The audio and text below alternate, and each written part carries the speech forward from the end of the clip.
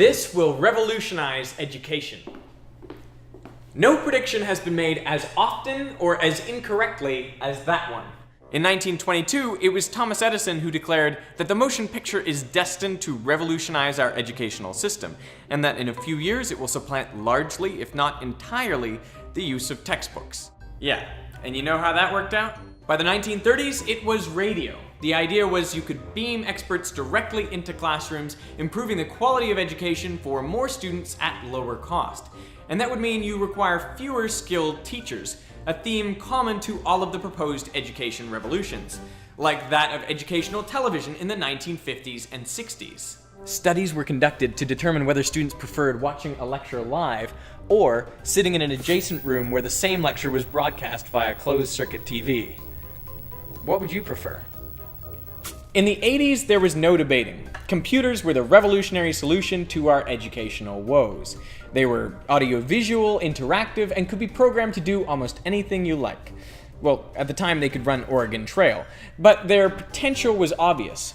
Researchers suspected that if they could teach kids to program, say how to move a turtle around a screen, then their procedural reasoning skills would also improve. So how did it go?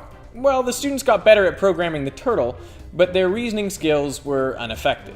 Even by the 1990s, we had not learned from the failure of our past predictions. And I quote, "The use of video discs in classroom instruction is increasing every year and promises to revolutionize what will happen in the classroom of tomorrow." Video discs? Yeah, those giant oversized CD things. Remember when they revolutionized education? Nowadays, plenty of things are poised to revolutionize education, like smartboards, smartphones, tablets, and MOOCs. Those are massive open online courses. And some believe we're getting close to a universal teaching machine, a computer so quick and well programmed that it's basically like having your own personal tutor in a machine.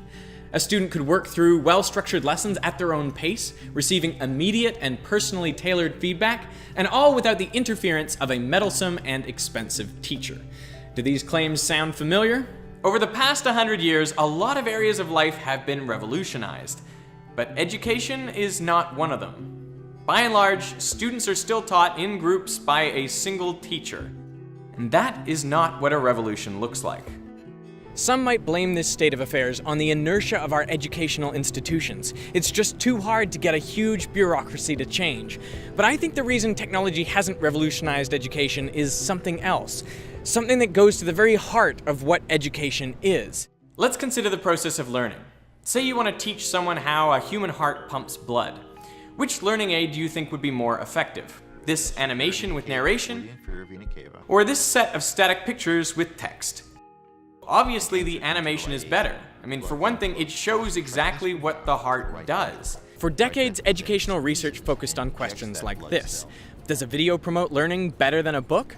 Are live lectures more effective than televised lectures? Is animation better than static graphics? In all well-controlled studies, the result is no significant difference. That is, so long as the content is equivalent between the two treatments, the learning outcomes are the same with all different media. How is this possible? How can something which seems so powerful, like animation, be no more effective than static graphics? Well, for one thing, animations are fleeting, and so you might miss something as they go by. Plus, since the parts are animated for you, you don't have to mentally envision how the parts are moving. And so you don't have to invest as much mental effort, which would make it more memorable. In fact, sometimes static graphics perform better than animations. And I think this points to a really fundamental aspect of education, which is it doesn't matter what happens around the learner. We are not limited by the experiences we can give to students. What limits learning is what can happen inside the student's head. That is where the important part of learning takes place. No technology is inherently superior to any other. Researchers spent so much time investigating whether one medium or technology was more effective than another that they failed to investigate exactly how to use the technology to promote meaningful thought processes. So the question really is, what experiences promote the kind of thinking that is required for learning? Recently, that research is being conducted, and we're finding out some pretty important stuff. I mean, it may sound obvious, but it turns out learning with words and pictures together, whether they're animation and narration or static pictures and text, works better than words alone. Also, we see that anything which is extraneous needs to be eliminated from a lesson. For example, on-screen text competes with visuals, so learners perform better when it is omitted than when it is present. Now that we know how best to make educational videos, and any experience can be simulated in the video setting, YouTube must be the platform that will revolutionize education. I mean, the number of educational videos on YouTube is increasing every day.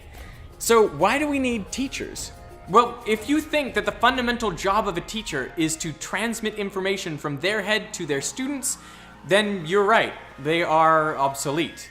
I mean, you probably imagine a classroom where this teacher is spewing out facts at a pace which is appropriate for one student, too fast for half and too slow for the rest. Luckily, the fundamental role of a teacher is not to deliver information.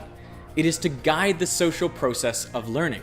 The job of a teacher is to inspire, to challenge, to excite their students to want to learn. Yes, they also do explain and demonstrate and show things, but fundamentally, that is beside the point. The most important thing a teacher does is make every student feel like they are important, to make them feel accountable for doing the work of learning. All of this is not to say technology has had no impact on education. Students and teachers work and communicate via computers, and videos are used both inside and outside of classrooms. But all of this is best characterized as an evolution, not a revolution. The foundation of education is still based on the social interaction between teachers and students. For as transformative as each new technology seems to be, like motion pictures or computers or smartboards, what really matters is what happens inside the learner's head. And making a learner think seems best achieved in a social environment with other learners and a caring teacher.